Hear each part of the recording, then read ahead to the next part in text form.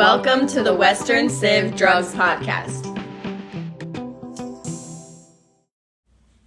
My name is Elena Pasco, and I am the host of the Western Civ Drugs Podcast. I am super excited to announce today's podcast subject. I think everyone will find this interesting. Today, our episode is on how drugs were used as warfare tactics across the globe. I'm joined here with a special guest from St. Mary's College, Maryland. Do you want to introduce yourself? Hi, my name is Emma Mastrangelo. I'm a current student at St. Mary's, and I'm super excited to be joining you today. I'm a marine science and environmental studies double major, and I don't really have any background in history. I haven't taken any history classes since high school, so I was surprised when you asked me to join you on this podcast today. We're happy to have you, Emma. I wanted to bring someone in who has average knowledge of history and drugs, just like some of our viewers out there. That makes sense. I'm honored you thought of me. I'm excited to learn some new facts that I didn't know before. So, just as a baseline, tell us, how much do you know about drug use during warfare? Honestly, not much. I'm sure they were used, but I don't know how, when, or what drugs. That's all right. I'll be sharing some facts I just learned, and hopefully you can learn something from them too. Sounds great. Let's get to it. I'm thrilled to take you with me.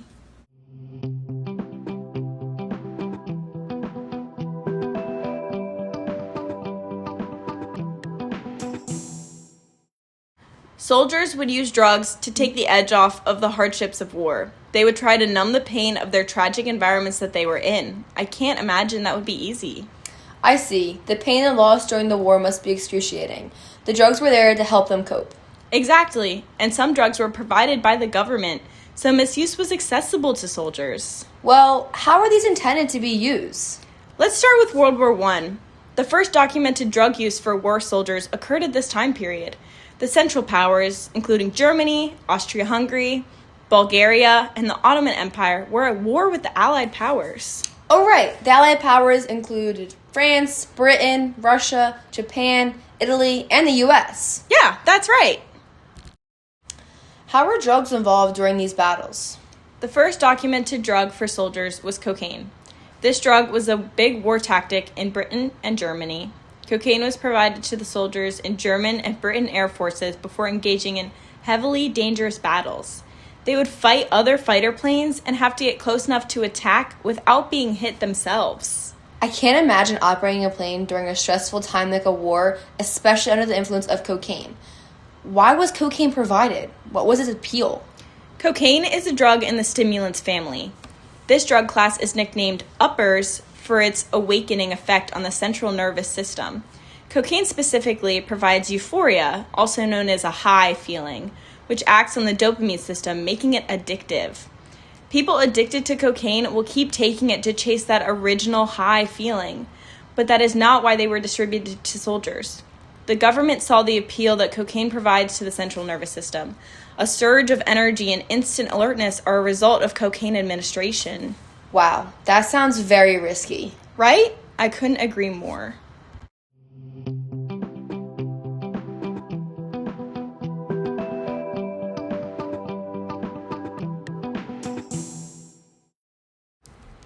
That is very interesting about the drug use in World War I. During which other parts in history were drugs used? I'm pretty sure you can guess it doesn't end there. Just like World War I, drugs were also provided to soldiers in World War II. How do drugs fit into World War II? Was it the same as World War I? Great question. Not exactly. Cocaine was not the only big player in the warfare drug realm. Stimulants were still used, but instead of cocaine, it was methamphetamine and amphetamine. These drugs were used to keep soldiers awake during long battles. They are known to reduce fatigue and need for sleep, but just like cocaine, these drugs can be harmful and addictive. Oh, wow. Yeah, it's crazy to think the soldiers with access to lethal weapons and heavy machinery were under the influence of heavy drugs that were supplied by the government. Which countries would drug their soldiers? Actually, several countries provided their soldiers with stimulants during World War II. The U.S. gave soldiers amphetamine. This drug wakes up your central nervous system and makes you more alert and concentrated. This would never happen today, right? Not exactly. Amphetamine is still provided to U.S. soldiers today for long battles. Amphetamine is not as addictive as other drugs, but the potential is still there. It is commonly used as a symptom relief for some attention deficit disorders. Oh wow, I had no idea that the US still drugs their soldiers. What other countries would do this during World War II? Through the stimulant decree in Germany, the Germans would give the Nazi soldiers Pervitin, which is a low dose of methamphetamine that can fight off drowsiness for up to 48 hours. Methamphetamine increases alertness and reduces fatigue, but it's much more potent than amphetamine. It has high misuse potential, which makes it significantly more dangerous. Oh yikes, that sounds dangerous. Germany was taking a big risk by providing soldiers with Pervitin, but it was a risk they were willing to take. Did use of these drugs help Germany win battles? It definitely played a role. Soldiers were able to go extended hours without sleep and gain ground on countries they were invading. Wow, that is so interesting. Right, I can't wait to tell you more.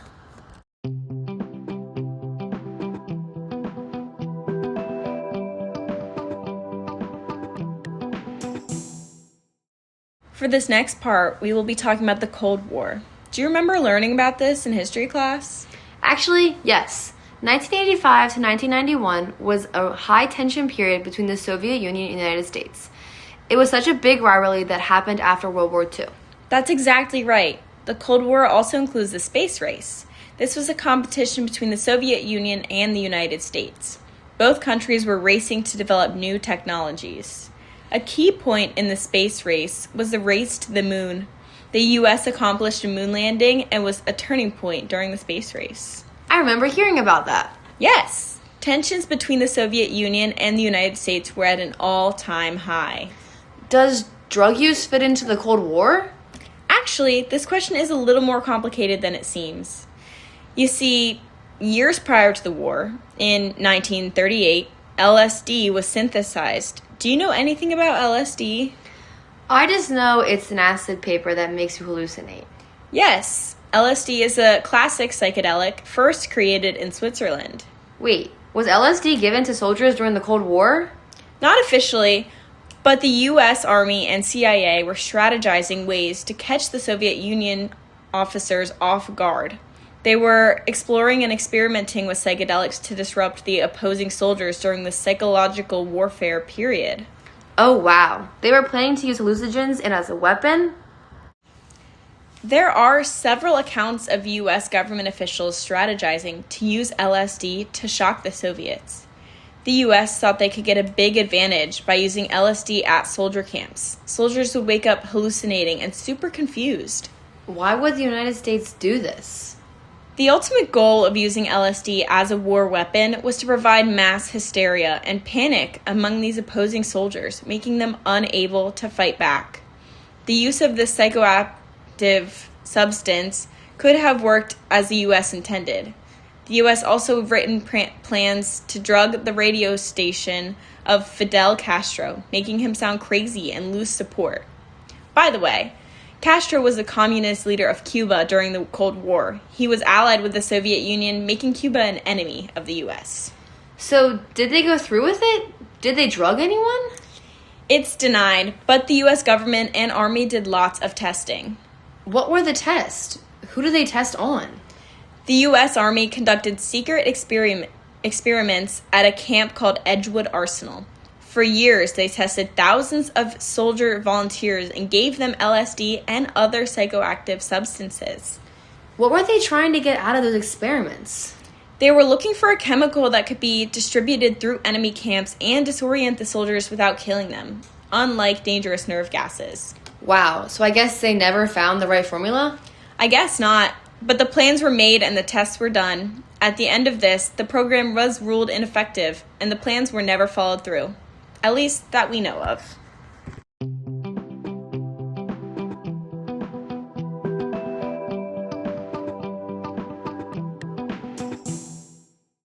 I'm so interested in what topic you have to share next. Everything so far has been super insightful.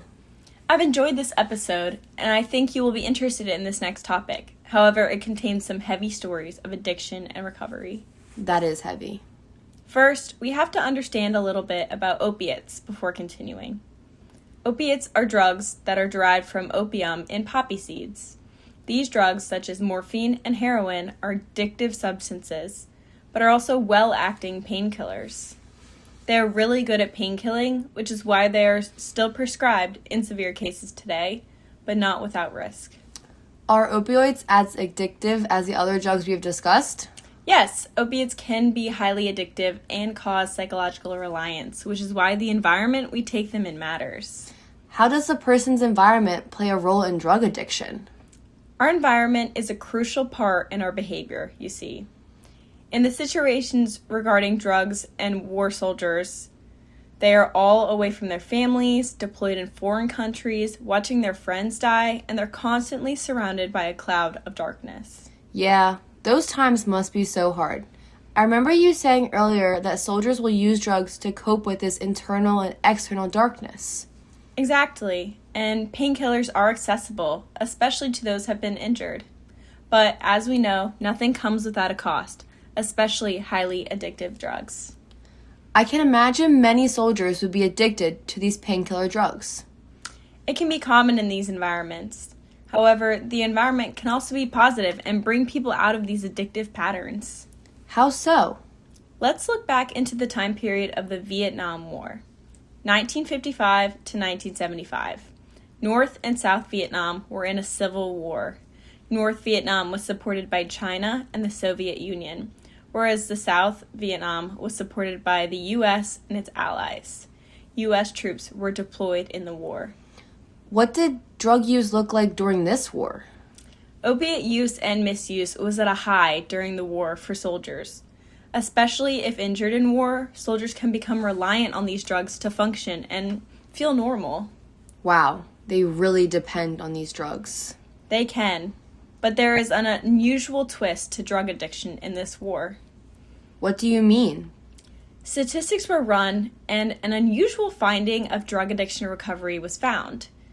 Findings show that post-war opiate use was significantly lower than use rates during the war, and also lower than use rates before the war. Wow, that's so interesting. Wait, but weren't they psychologically and physically reliant? Exactly. For their environment at war, those soldiers were addicted. But when they returned home, they were with their families, and that external darkness was not always there. But they still had to fight internal battles, commonly PTSD. But there are ways to find healthier coping mechanisms and therapy back in the United States that are not always resources in deployment. Awesome. So they weren't addicted anymore? That's great. Yeah, in these cases, it is amazing. However, this isn't always the case. Do you mean some soldiers stay addicted? Yes. For some soldiers and veterans, addiction is a lifelong battle that often involves PTSD and potentially suicidal ideation. But there is hope for our country to develop programs to help veterans who struggled with their addiction and time in active duty. That is very heavy, and I really do hope, as a country, we are able to develop resources for these soldiers and family members. Me too.